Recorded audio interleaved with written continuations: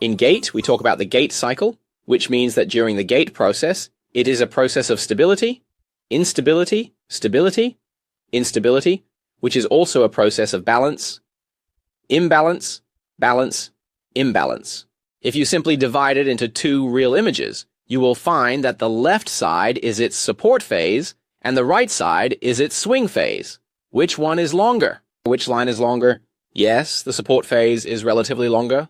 So now you see this. I haven't yet explained the real image of the gait cycle to you. But now I'm telling you that the support phase accounts for 60% of the entire gait cycle, while the swing phase accounts for 40%. Let me translate this for you. Standing still accounts for 60%, and swinging accounts for 40%.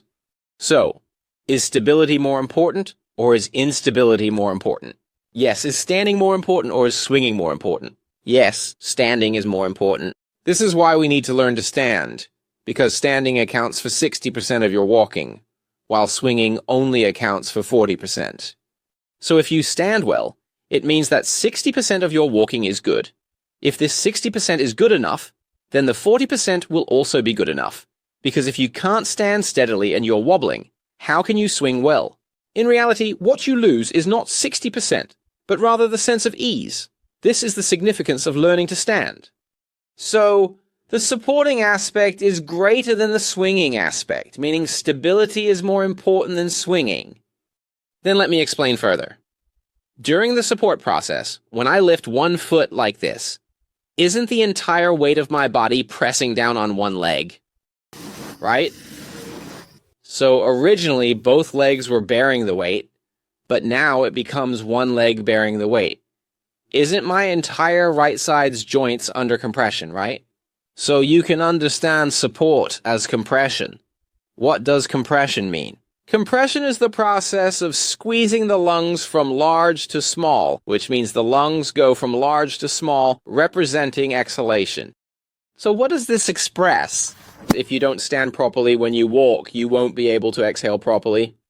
So standing equals support equals compression equals exhalation. Now, for the vast majority of people who experience chest tightness and palpitations, you'll find that if you go to the hospital for a checkup, you'll discover that their brain has abnormal electrical discharges with a very high discharge frequency. Why is the discharge frequency high? It's because their breathing frequency is high. The higher your breathing frequency, the higher the brain's electrical discharge. When the brain is constantly discharging, your sympathetic nervous system becomes very excited, making you prone to anxiety.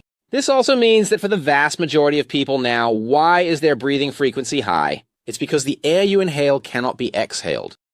It's because your ability to exhale is inadequate. Why is your ability to exhale inadequate? It's because you don't stand properly, and because your body isn't able to compress well.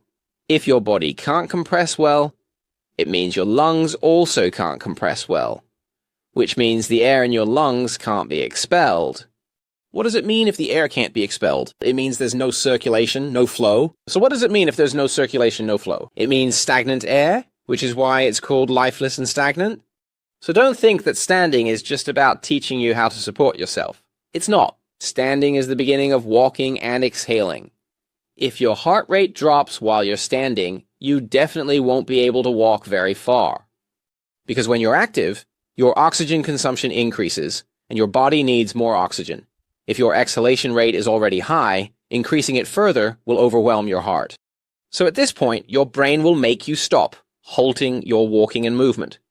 This is why the ancients practiced standing meditation, seemingly foolishly staying in one place. Do you think they were training their leg strength? Do you think they were training their foot strength? No. They were training their body's ability to compress and their ability to exhale. Therefore, they would stand on both legs or on one leg.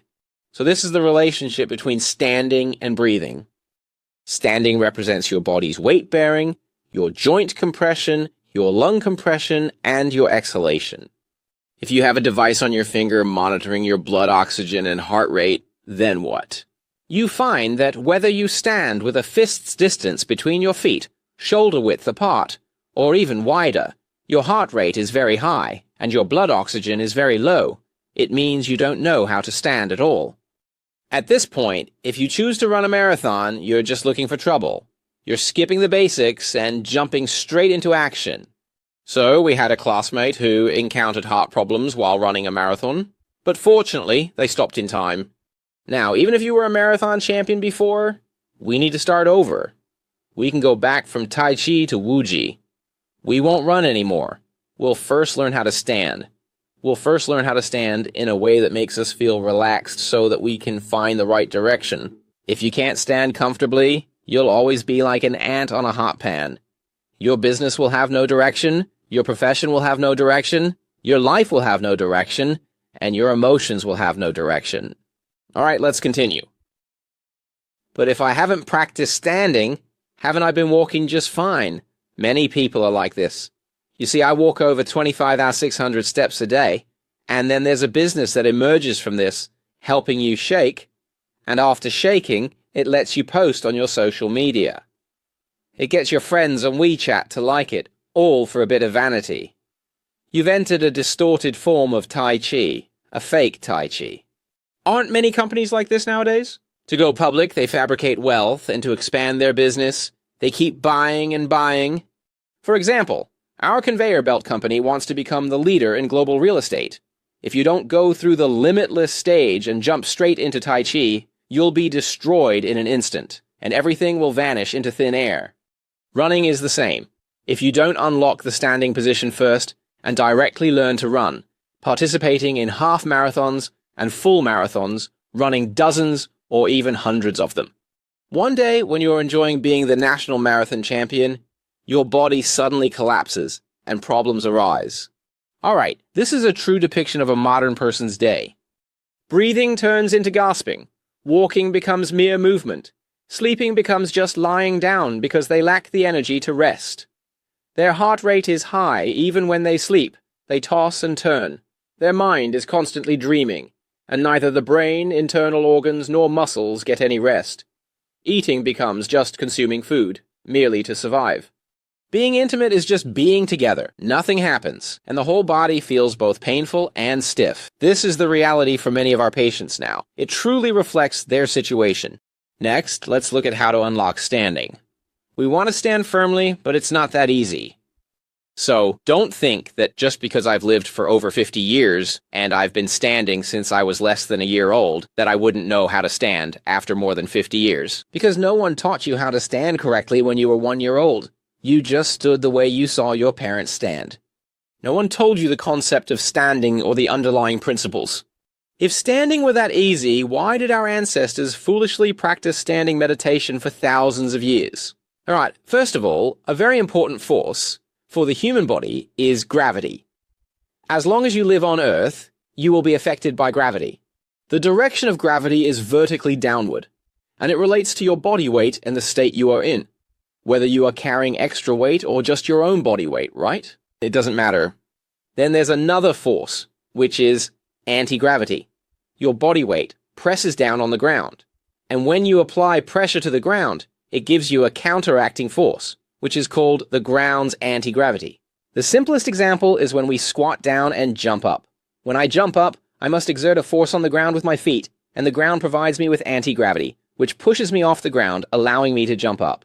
So, the ground's anti-gravity is equal to the sum of the force you exert to lift your body downward and your body weight. This is what we call the body's anti-gravity. In fact, standing meditation utilizes the gravity of your body on the ground and the ground's reactive force on you to bring your joints, muscles, and breathing into a balanced state. So, standing meditation is about practicing and finding this balance. Once your physical body is balanced, your inner issues, psychological problems, and mental aspects will also become balanced. Then there's inertia, which is when an object maintains its original speed while moving forward, and suddenly during acceleration, you will notice the object will experience displacement. This kind of force is actually inertia. The longer the force is applied and the greater the weight, the greater the inertia. Does walking in my daily life involve inertia? It can be ignored. In other words, you'll notice that when you're walking and someone calls you, you can stop, right? But the faster you run, the harder it is to stop immediately, isn't it? So, the inertia when walking can be ignored. In daily life, the inertia is quite significant when running. And when you're driving a car at 200 miles per hour, It's not that easy to brake. The same goes for bicycles. Therefore, this inertia, especially after you've learned to stand and sit, when you're studying running, you need to consider inertia. I tell you, the vast majority of people like basketball players, like those in the NBA, when they accelerate with the ball and suddenly brake to change direction, don't their knee joints have to withstand a significant forward inertial force? So, many people lack the ability to brake here and have poor centrifugal control. When you run very fast, your inertial force is large, and your anterior cruciate ligament might tear, or your whip ligament might have issues, or you might experience shoulder fractures. Many people are like this, so the inertial force at this time is quite significant.